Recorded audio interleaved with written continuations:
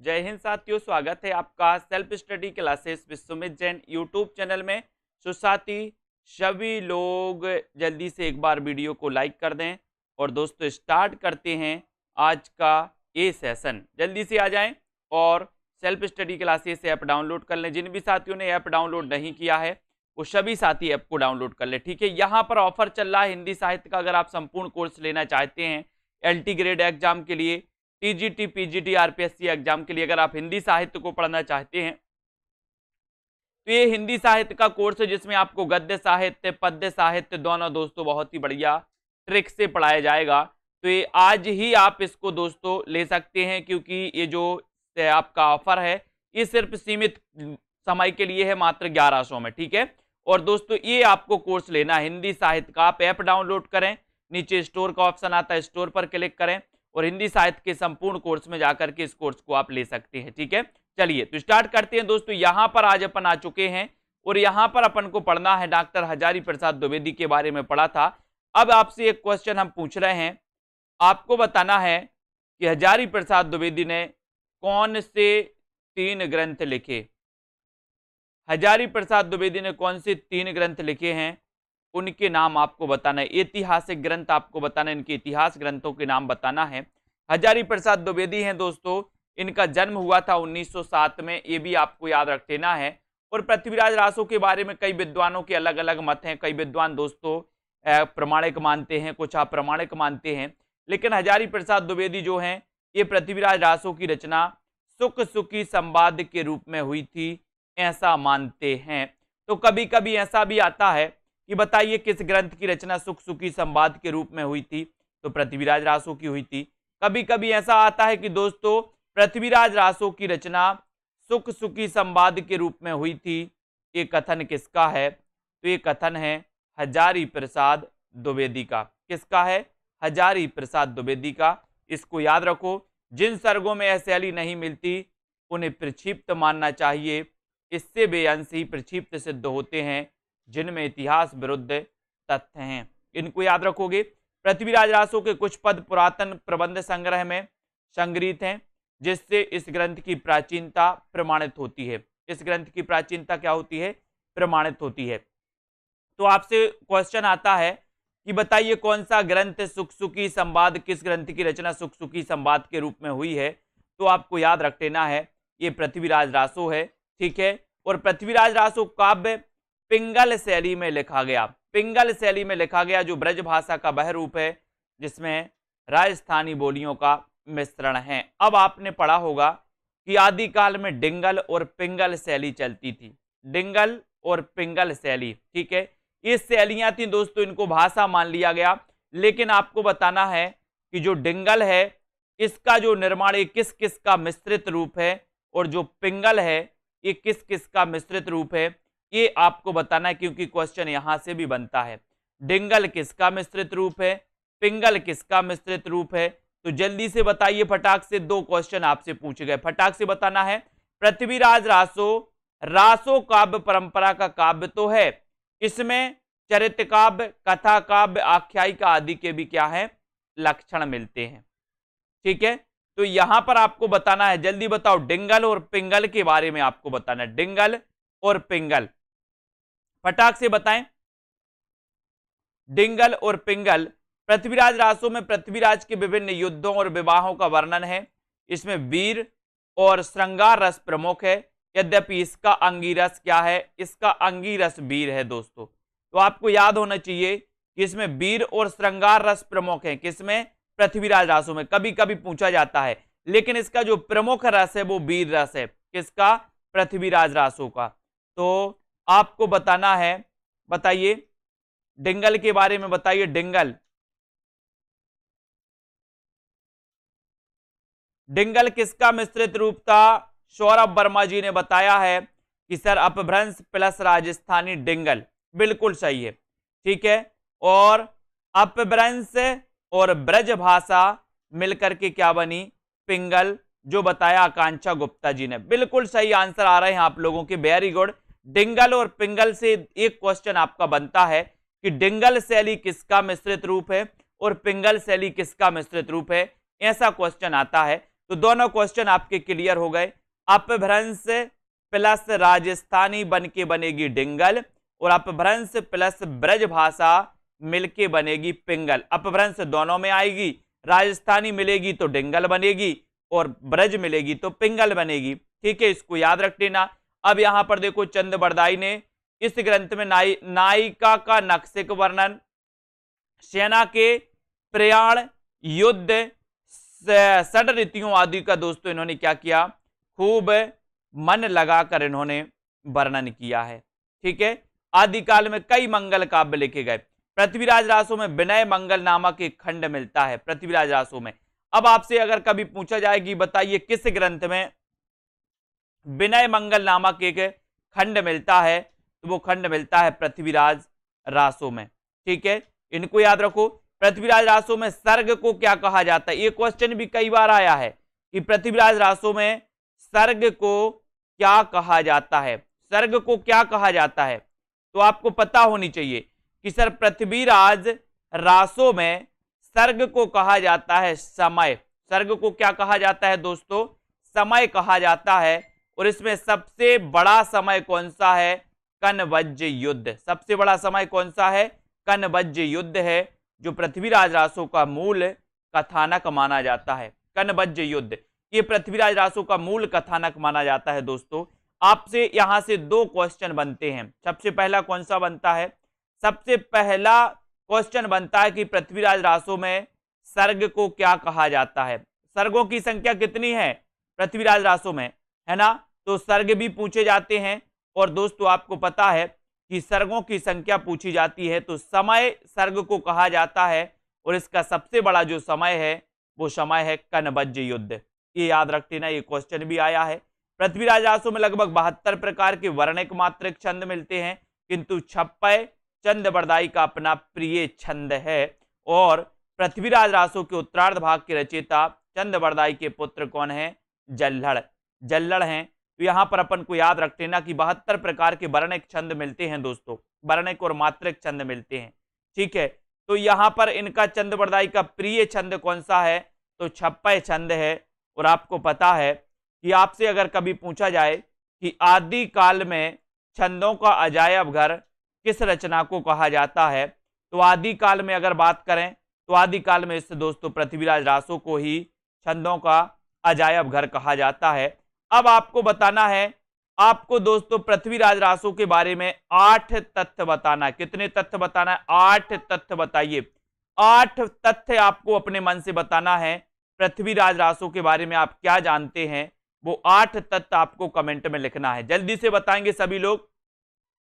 चंद बरदाई को छप्पयों का बादशाह या छप्पयों का राजा कहा जाता है दोस्तों। ठीक है, वैसे अगर अपन पढ़ते हैं कि बताइए किस रचना को दोस्तों छंदों का अजायब घर कहा जाता है, तो अपन किसे पढ़ते हैं, रामचंद्रिका को पढ़ते हैं। रामचंद्रिका को रामस्वरूप चतुर्वेदी ने दोस्तों छंदों का अजायब घर कहा था। और रामचंद्रिका के रचनाकार कौन है, केशव दास। लेकिन आदिकाल में एक ऐसी रचना भी है दोस्तों पृथ्वीराज रासों, जिसे भी छंदों का अजायब घर कहा जाता है और जिसके रचनाकार चंद बरदाई हैं। और चंद बरदाई का प्रिय छंद है छप्पय, और इन्हें छप्पयों का राजा कहा जाता है। शिवसेन सेंगर ने कहा बिल्कुल सही है। और पृथ्वीराज रासों के उत्तरार्ध भाग के रचयिता कौन है, तो उत्तर हो जाएगा जल्लड़। अपन ने पढ़ा था कि जल्लड़ पुस्तक जल्लड़ हत्य दे, ये पढ़ा था ना। तो ये जल्लड़ उत्तरार्ध भाग के रचयिता माने जाते हैं, इनको याद रखेंगे। फर्रुखाबाद के कलेक्टर चार्ल्स इलियट ने सर्वप्रथम 1865 में पृथ्वीराज रासों को प्रकाशित कराया था। एक क्वेश्चन भी आया है, आपसे पूछा जाएगा कि सर्वप्रथम पृथ्वीराज रासों को किसने प्रकाशित करवाया या 1865 में किसने प्रकाशित करवाया, तो आपका उत्तर हो जाएगा चार्ल्स इलियट ने। चार्ल्स इलियट ने पृथ्वीराज रासों का एक खंड कैमासबद्ध है, और कैमास मंत्री के दोस्तों कामांध हो जाने के कारण पृथ्वीराज ने उसका वध किया था। पृथ्वीराज ने उसका क्या किया था, वध किया था। तो ये आपको याद रख लेना है, कैमासबद्ध। कैमासबद्ध एक खंड कैमासबद्ध है, और पृथ्वीराज रासों का एक खंड अपन को ये याद करना है। और पृथ्वी चंद्र कृत मात्र का प्रथमा अक्षरा दोहा अब तक उपलब्ध प्रथम बाबनी काव्य है। कई बार आपसे पूछा गया कि प्रथम बाबनी काव्य कौन सा है, प्रथम बाबनी काव्य कौन सा है, तो उत्तर आपका होगा मात्र का प्रथमा अक्षरा दोहरा। प्रथमा अक्षरा दोहरा, तो आपका उत्तर हो जाएगा कि पृथ्वी चंद्र कृत है। ठीक है। आदिकाल के अत्यंत महत्वपूर्ण एवं बहुमुखी प्रतिभा के धनी साहित्यकार अमीर खुसरो 14वीं सदी है। उनकी पहेलियां मुकरियां दो सुखने अभी तक दोस्तों क्या हैं, प्रचलित हैं। इनको याद कर लेना। अमीर खुसरो की भाषा हिंदी की आधुनिक काव्य भाषा के रूप में पूर्णतः प्रतिष्ठित होने का क्या है, संकेत देती है, संकेत देती है। अमीर खुसरो कृत नोहे सिपर में भारतीय बोलियों के संबंध में विस्तृत वर्णन है, विस्तृत वर्णन है। तो ये अपन को याद कर लेना। ये क्वेश्चन कई बार आया है, आपसे पूछा जाता है कि अमीर खुसरो की वह रचना कौन सी है जिसमें भारतीय बोलियों के संबंध में विस्तृत वर्णन है, तो वो रचना कौन सी मानी जाती है, वो रचना मानी जाती है नोहे सिपर। कौन सी रचना मानी जाती है, नोहे सिपर। और कभी कभी ऐसा भी आता है क्वेश्चन कि नोहे सिपर के रचनाकार कौन है, तो नोहे सिपर के रचनाकार अमीर खुसरो हैं। ठीक है। और इस नोहे सिपर में भारतीय बोलियों के संबंध में दोस्तों विस्तृत वर्णन है। अलाउद्दीन खिलजी ने अमीर खुसरो को तोताए हिंद की उपाधि दी थी, ये अपन को याद कर लेना है दोस्तों। तूतीए हिंद की उपाधि दी थी अलाउद्दीन खिलजी ने अमीर खुसरो। अपन कभी बार पढ़ते हैं कि तोताए हिंद किसे कहा जाता है, तो अमीर खुसरो को। और इन्हें ये उपाधि किसने दी थी, तो अलाउद्दीन खिलजी ने। अभी आपसे क्वेश्चन पूछे जाएंगे 2-3 क्वेश्चन, तो अपन को बताना है। संगीत के क्षेत्र में खुसरो ने आवाज खुसरबी नामक ग्रंथ की रचना की तथा अनेक नवीन रागों का आविष्कार किया, नवीन रागों का आविष्कार किया। और अमीर खुसरो ने भाषा के लिए हिंदी शब्द का प्रयोग हिंदुई, हिंदोई, हिंदवी जैसे शब्दों का प्रयोग करके हिंदी नाम दिया। लेकिन एक क्वेश्चन आपके दोस्तों टीजीटी में पूछा गया था कि हिंदवी शब्द का सबसे पहले प्रयोग किसने किया, हिंदवी शब्द का। तो ये क्वेश्चन आपका पूछा गया था, जल्दी से आपको कमेंट में बताना है।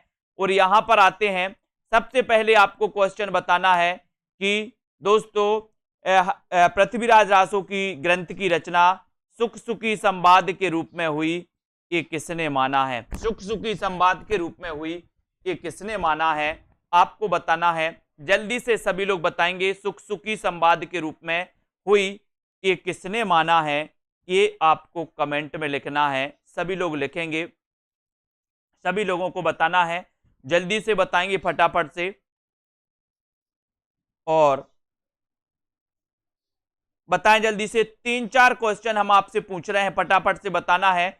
उसके बाद आपको थोड़ा सा अपन आगे बढ़ेंगे और जल्दी से बताओ। तो बिल्कुल सही है, हजारी प्रसाद द्विवेदी ने माना है, वेरी गुड आंसर। अब यहां पर आपको बताना है दोस्तों कि अमीर खुसरो की वो रचना कौन सी है जो भारतीय बोलियों के संबंध में दोस्तों संबंधित है, भारतीय बोलियों से संबंधित है या भारतीय बोलियों की जानकारी देती है। वो पुस्तक, वो रचना कौन सी है, अमीर खुसरो की। अमीर खुसरो की जल्दी से बताना है, फटाफट से बताइए। दूसरा क्वेश्चन है आपका, अमीर खुसरो की वो रचना कौन सी है जो भारतीय बोलियों से संबंधित है। और तीसरा क्वेश्चन है कि पृथ्वीराज रासो का सबसे बड़ा समय क्या है, सबसे बड़ा समय क्या है, क्योंकि अपन ने पढ़ा है कि सर्ग को समय कहा जाता है और सबसे बड़ा समय क्या है, ये आपको बताना है। फटाक से बताएंगे, जल्दी से बताएंगे। और यहां पर आ जाते हैं, यहां पर आ जाते हैं दोस्तों कि हिंदी खड़ी बोली के प्रथम कवि अमीर खुसरो का पूरा नाम अबुल हसन यमीनुद्दीन खुसरो है। कई बार क्वेश्चन पूछा गया और बिल्कुल सही आंसर आया, आप लोगों ने बिल्कुल सही बताया है कि अगर अमीर खुसरो की बात करोगे तो अमीर खुसरो ने क्या किया है, अमीर खुसरो की एक रचना है नोहे सिपर, और नोहे सिपर भारतीय बोलियों से संबंधित रचना है दोस्तों। और अमीर खुसरो के बारे में अपन ने देखा कि सर नोहे सिपर इनकी बहुत ही प्रसिद्ध रचना है, इन्होंने मुकरियां और पहेलियां लिखी हैं अमीर खुसरो ने। और एक क्वेश्चन आपसे पूछा गया था कि कौन सा सबसे बड़ा समय है? तो सौरभ वर्मा जी, रीता जी, बिल्कुल सही आंसर आया है कनवज्ज युद्ध। कनवज्ज युद्ध आपका बिल्कुल सही है। हिंदी खड़ी बोली के प्रथम कवि कौन है? उत्तर है अमीर खुसरो का, है ना। हिंदी खड़ी बोली के प्रथम कवि, तो उत्तर है अमीर खुसरो। ये क्वेश्चन कई बार आया है। अब यहाँ पर कई लोग कंफ्यूज होते हैं दोस्तों। यहाँ पर पूछा गया हिंदी खड़ी बोली के प्रथम कवि, तो बिल्कुल 100% उत्तर आपका अमीर खुसरो है। लेकिन अगर यहाँ पर पूछा जाए कि हिंदी खड़ी बोली के प्रथम महाकवि, महाकवि बताइए महाकवि कौन है, तो फटाक से आपको यहाँ पर उत्तर चेंज हो जाएगा। बताना तो आप ही है, जल्दी से बताएं सभी साथी, फटाफट से आपको बताना है, फटाफट से बताइए जल्दी से कि हिंदी खड़ी बोली के प्रथम महाकवि कौन है। हिंदी खड़ी बोली के प्रथम महाकवि कौन है, जल्दी से बताएं। हिंदी खड़ी बोली के बताएं, हिंदी खड़ी बोली के प्रथम महाकवि कौन है। और बहुत बढ़िया आंसर बताया है किसने? लोकेश जी ने, कि सर महाकवि अगर पूछोगे तो हरिऔध। कौन है? हरिऔध, क्योंकि हिंदी में खड़ी बोली का प्रथम महाकाव्य लिखा था, रेखा जी किसने लिखा था? हरिऔध जी ने, प्रिय प्रवास। ठीक है, ये भी आपको याद रख लेना है। तो ये अमीर खुसरो हो गया। और दोस्तों अगर आपसे पूछा जाएगा कि आधुनिक काल में हिंदी खड़ी बोली के प्रथम कवि कौन है? आधुनिक काल में हिंदी खड़ी बोली के प्रथम कवि कौन है? जल्दी से आपको कमेंट में लिखना है। एक क्वेश्चन आता है कि वर्ण रत्नाकर के रचनाकार कौन है? वर्ण रत्नाकर 14वीं सदी में लेखक ने हिंदू दरबार और भारतीय जीवन पद्धति का यथार्थ चित्र प्रस्तुत किया। तो यहां पर वर्ण रत्नाकर आपको बताना है कि वर्ण रत्नाकर के रचनाकार कौन है। तो आपको चयन करना है, आपको बताना है ज्योतिरीश्वर ठाकुर। ज्योतिरीश्वर ठाकुर आपका बिल्कुल सही है, क्योंकि अपन को वर्ण को पढ़ना है, काय में पढ़ना है? अपन को ज्योति में पढ़ना है। ठीक है, वर्ण को अपन को ज्योति में पढ़ना है। तो वर्ण रत्नाकर ज्योतिरीश्वर ठाकुर इसके रचनाकार हैं। और आपने बिल्कुल सही आंसर बताया है कि सर अगर आधुनिक काल में पूछा जाए कि खड़ी बोली के प्रथम कवि कौन है, तो आपका उत्तर हो जाएगा श्रीधर पाठक। ठीक है, वेरी गुड। डिंगल का सबसे पहले प्रयोग जोधपुर के कविराजा बांकीदास की कुकवि बत्तीसी में हुआ है। जबकि डिंगल के बारे में अपन पढ़ चुके हैं कि सर अपभ्रंश और राजस्थानी मिलकर के डिंगल बनती है। ठीक है, अब डिंगल का सबसे पहले जो प्रयोग मिलता है वो जोधपुर के कविराजा बांकीदास की कुकवि बत्तीसी में हुआ। डिंगल साहित्य गद्य पद्य दोनों विधाओं में लिखा गया। पद्य में यह साहित्य रासो, प्रकाश, रूपक और वचनिका रूप में तथा गद्य में ख्यात, बात, विगत, पीढ़ी और वंशावली आदि रूपों में मिलता है। ठीक है, राठौड़ारी ख्यात में भट्ट केदारकृत जयचंद प्रकाश और मधुकर कवि कृत जय मयंक जसचंद्रिका का उल्लेख मिलता है। दोस्तों उल्लेख मिलता है, इनको आपको याद करना है। मधुकर कवि, ये क्वेश्चन कई बार आया है कि आपको बताना है जयचंद प्रकाश के रचनाकार कौन है। उत्तर है भट्ट केदार। जय मयंक जसचंद्रिका, इसका उल्लेख मिलता है दोस्तों राठौड़ारी ख्यात में, लेकिन इसके रचनाकार कौन है? मधुकर कवि। ठीक है, बसंत विलास आदिकाल की अत्यधिक सरस साहित्यिक कृति है और इसकी रचयिता पता नहीं चल सका बसंत विलास के। इसके 84 दोहों में बसंत और स्त्रियों पर उसके विलासपूर्ण प्रभाव का मनोहारी चित्रण है। अभी आपसे कुछ क्वेश्चन आएंगे, आप लोग तैयार रहना। चरचरी अथवा चांचरी आदिकालीन काव्य रूप है और इसका प्राचीनतम प्रयोग हरिभद्र सूरी, ठीक है, समरा इच्चकहा में मिलता है।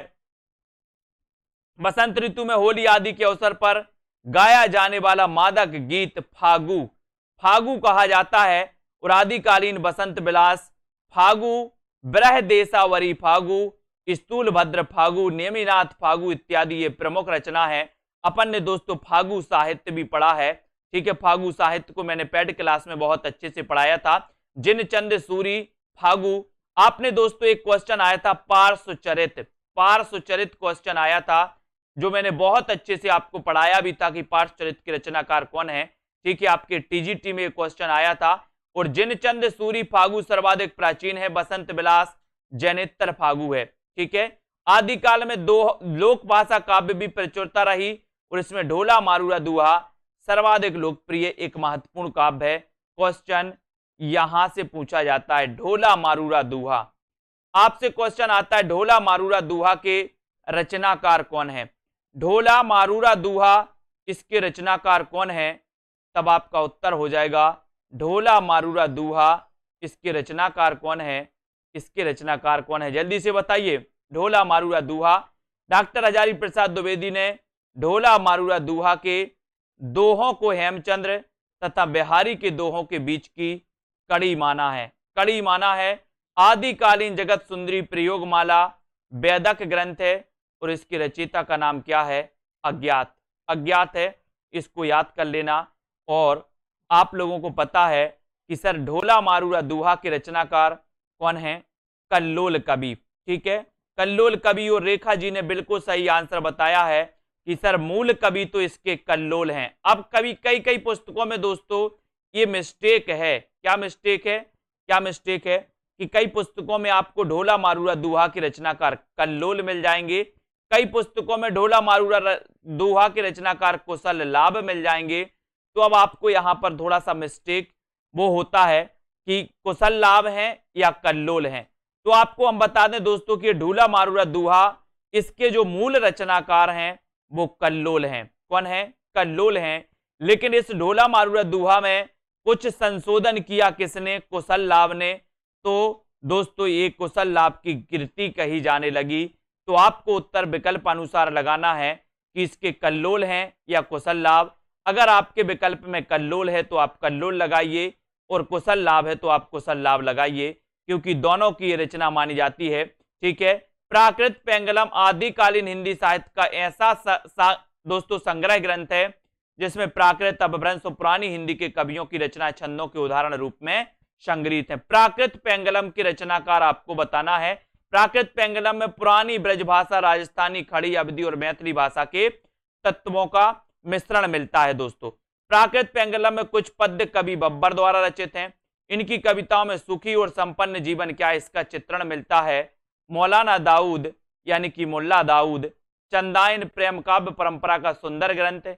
यह रचना आदिकालीन होते हुए भी विषय और शैली की दृष्टि से अन्य सभी से क्या है, भिन्न है। तो यहां पर अपन ने बहुत सारी चीजें पढ़ी हैं। ठीक है, बहुत सारी चीजें पढ़ी। यहां पर अपन ने देख लिया दोस्तों कि यहां पर प्राकृत पेंगलम के रचनाकार लक्ष्मीधर हैं, बिल्कुल सही है। ठीक है, ये अपन का हो गया। और दोस्तों यहां पर थोड़ा सा आते हैं, ढोला मारूरा दोहा के रचनाकार कल्लोल हैं, कुशल लाभ हैं।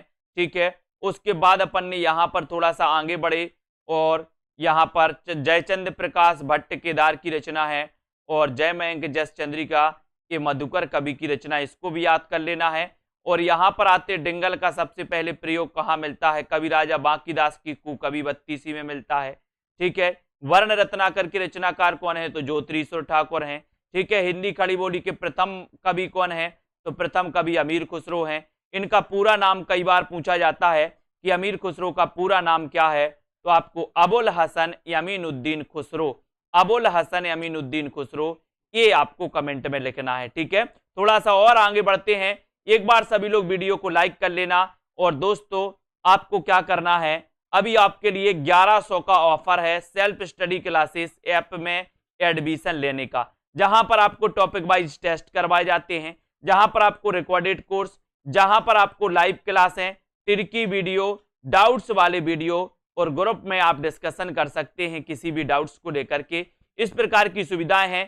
तो 1100 वाला ऑफर जल्द ही समाप्त हो जाएगा। आप लोगों के लिए स्पेशल ऑफर रहा ये 3 दिन के लिए दोस्तों, है ना।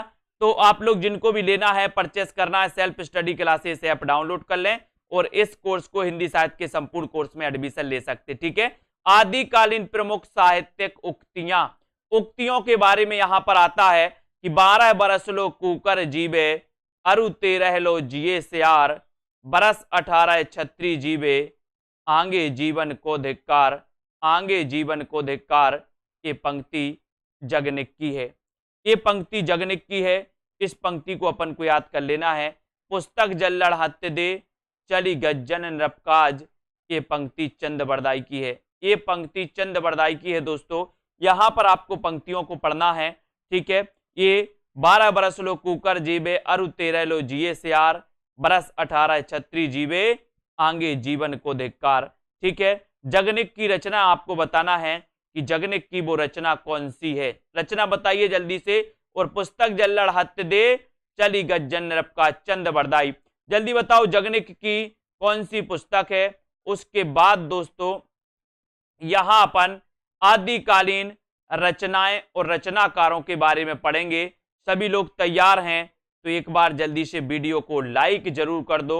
आदिकालीन रचनाएं और रचनाकारों के बारे में हम पढ़ने वाले हैं।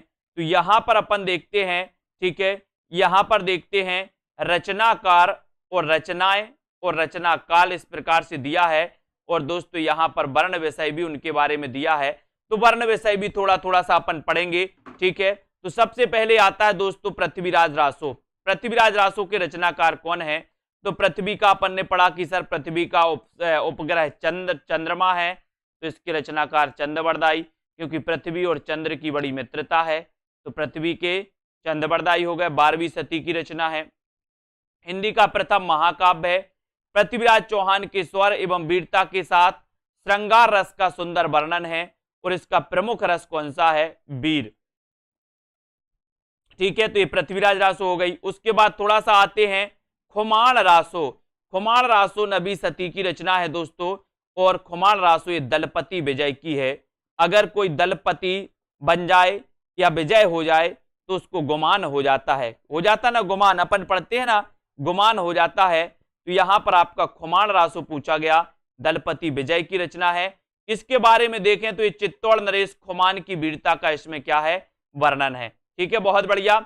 नल्ल सिंह भाट की बात करें तो विजयपाल रासो, ये अप्राप्त रचना है दोस्तों। नल्ल सिंह भाट की रचना विजयपाल रासो है। विजयपाल रासो, नल्ल सिंह भाट। मैंने आपको दोस्तों गदर फिल्म देखने को बोली थी कि एक बार गदर फिल्म देखो, आपने देखी होगी। सनी देओल साहब हैं गदर फिल्म में, और जब दोस्तों उनको विजय प्राप्त करनी होती है तो वो क्या करते हैं, नल उखाड़ देते, नल उखाड़ देते। पाकिस्तान वाले अभी तक नल लेने नहीं आए, नल उखाड़ लिया है ना। तो अपन को भी जब विजय प्राप्त करना है तो नल उखाड़ लेना है, नल। तो विजय प्राप्त करना तो नल उखाड़ना, तो विजयपाल रासो, नल्ल सिंह भाट, नल्ल सिंह भाट। ठीक है, सभी ने पढ़ा है ना, देखी है ना गदर फिल्म कि नहीं देखी, देखिए सभी लोग। मुसाफिर जाने वाले नहीं फिर आने वाले, ठीक है लोकेश जी, बहुत बढ़िया। ये विजयपाल रासो नल्ल सिंह भाट की रचना 11वीं सदी की है, और ये दोस्तों विजयगढ़ के राजा विजयपाल के स्वर एवं वीरता का इसमें वर्णन किया गया, इसको याद रखो। उसके बाद यहां पर आते हैं बीसल देव रासो की रचना कौन सी है, नरपति नाल। मैंने कई बार आपको बताया, इसको याद करने की अपन क्या करते हैं, एक ट्रिक बना देते हैं कि सर पति 20 नहीं होते, 20 नहीं होते पति। ठीक है, तो यहां पर 20 से हो जाएगा बीसल देव रासो, और पति नहीं होते तो नरपति नाल। ऐसे अपन याद करते हैं। 12वीं सदी की रचना है, और यहां पर अपन देखें किसा है, ये ब्रह परक संदेश काव्य है। अजमेर चौहान बीसल देव तथा भोज की पुत्री राजमती के विवाह वियोग और पुनर्मिलन का इसमें वर्णन है।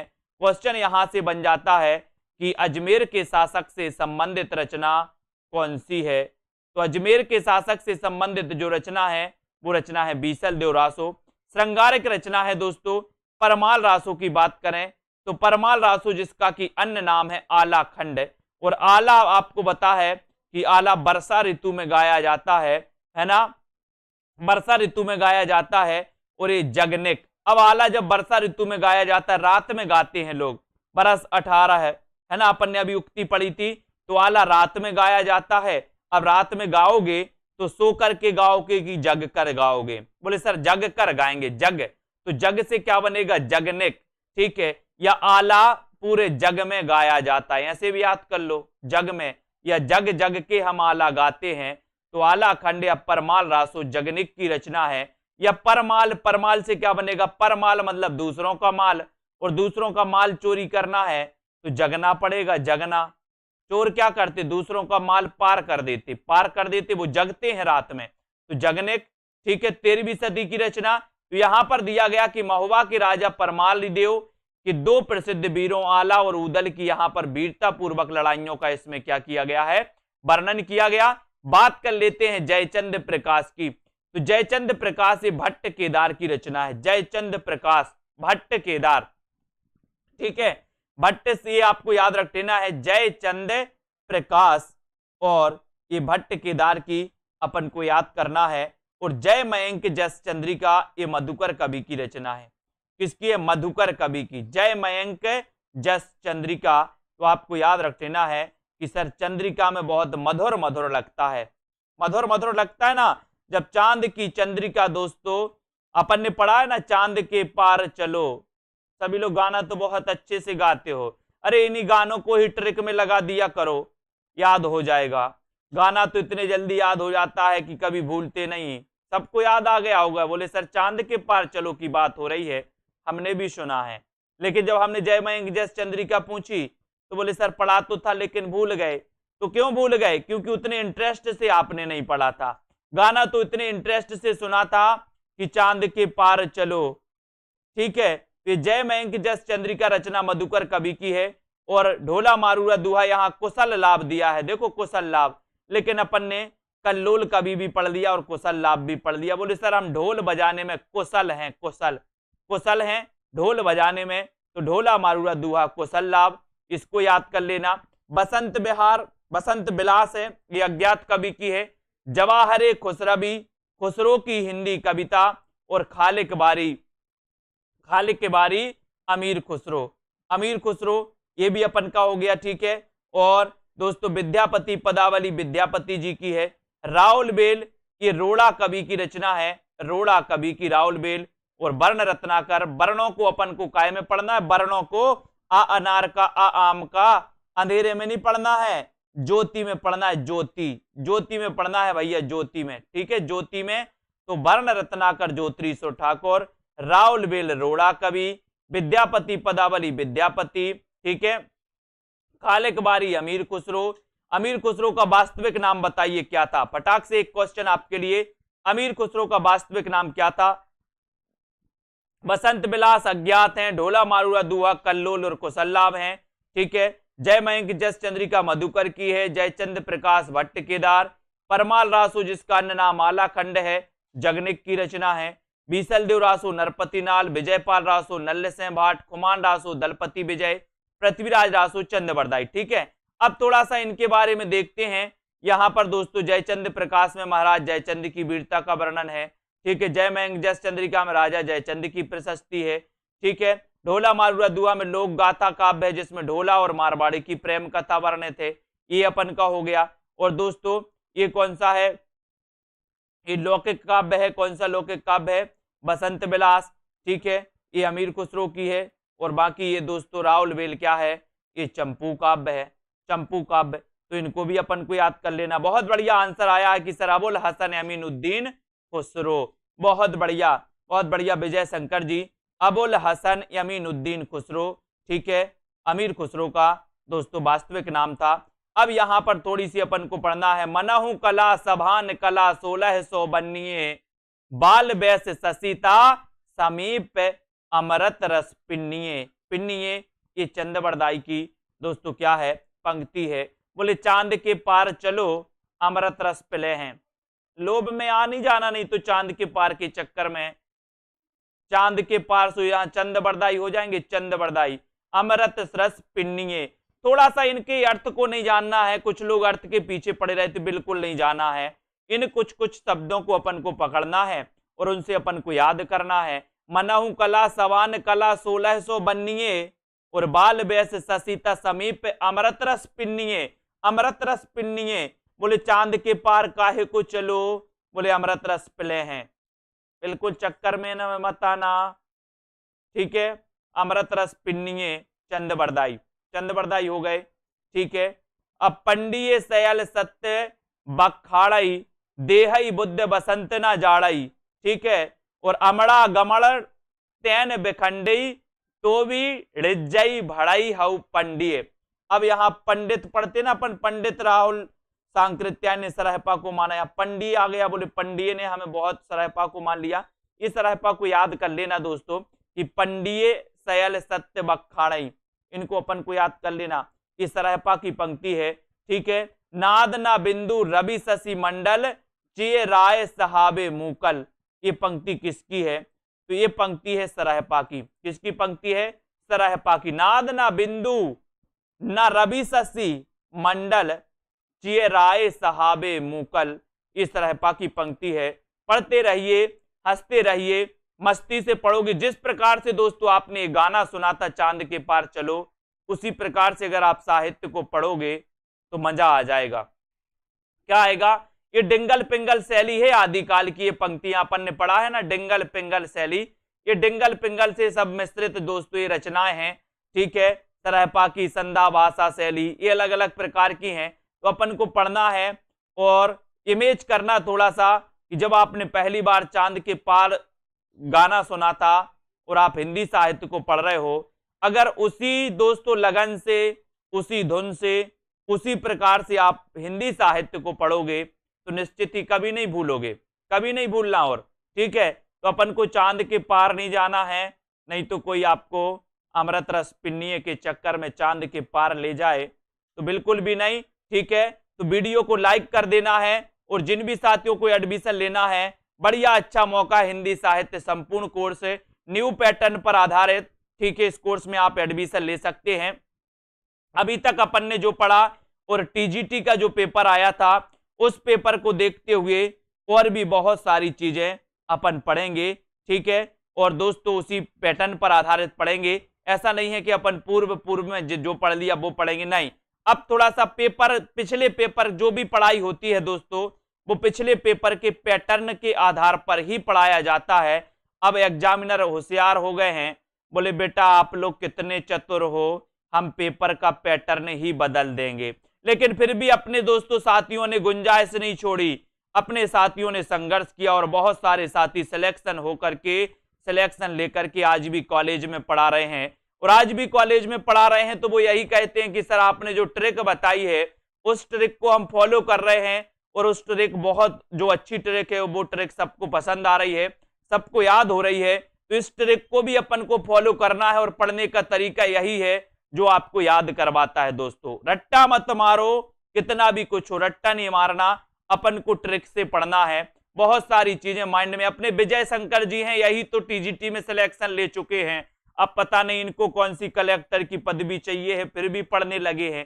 ये जुनून होता है पढ़ाई का कि पढ़ाई टीजीटी में सिलेक्शन हो गया फिर भी हम पढ़ाई बंद नहीं कर रहे, पढ़ रहे हैं निरंतर। ऐसे कई स्टूडेंट हैं जो पढ़ाई बंद नहीं किए दोस्तों, ठीक है, वो निरंतर अध्ययन कर रहे हैं कि सर अध्ययन खराब नहीं होता, पढ़ाई अच्छी ही होती है, कहीं ना कहीं वो अपने काम में आएगी, ठीक है। तो अपन को ट्रिक भी फॉलो करना है, बच्चों को ट्रिक से भी बहुत अच्छे से पढ़ाना है ताकि अपना पढ़ाना भी क्या हो जाए, सफल हो जाए, ठीक है। तो बहुत बढ़िया, सभी लोगों के लिए धन्यवाद। सभी लोग पढ़ते रहे, अध्ययन करते रहे। जिनको भी एडमिशन लेना है 1100 रुपए में इस हिंदी साहित्य के कोर्स में एडमिशन लें, जहां पर आप मस्ती से पढ़ेंगे, मजे से पढ़ेंगे, आनंद से पढ़ेंगे और ऐसा लगेगा कि दोस्तों जैसा एक परिवार में हम रह करके एक आनंद की अनुभूति करते, वैसे ही अपना सेल्फ स्टडी क्लासेस परिवार है, जहां पर बहुत सारे बच्चे मिलकर के अध्ययन करते हैं। जिनका सिलेक्शन हुआ वो मार्गदर्शन भी करते हैं और जिनका सिलेक्शन नहीं हुआ वो पढ़ते पढ़ते आगे दोस्तों बढ़ते हैं, ठीक है। तो मैं कहता हूं कि सभी साथियों का एक दोस्तों वो बना रहे और आप भी पढ़ाई करते रहें। और बिल्कुल देखो विजय शंकर जी क्या कह रहे हैं, ठोकरे मत हार कर गिर कर ये मुसाफिर, ठोकरें इंसान को चलना सिखाती हैं। देखो क्या गजब इन्होंने कहा है। पढ़ते रहिए, आगे बढ़ते रहिए। सूरज जी, अनीता, रोली, स्वाति जी, सभी साथियों को धन्यवाद। वीडियो को लाइक करिए। सेल्फ स्टडी क्लासेस परिवार आप लोगों के लिए दोस्तों निरंतर अध्ययन कराएगा, आप लोग पढ़िए, ठीक है। सभी को धन्यवाद। जय हिंद।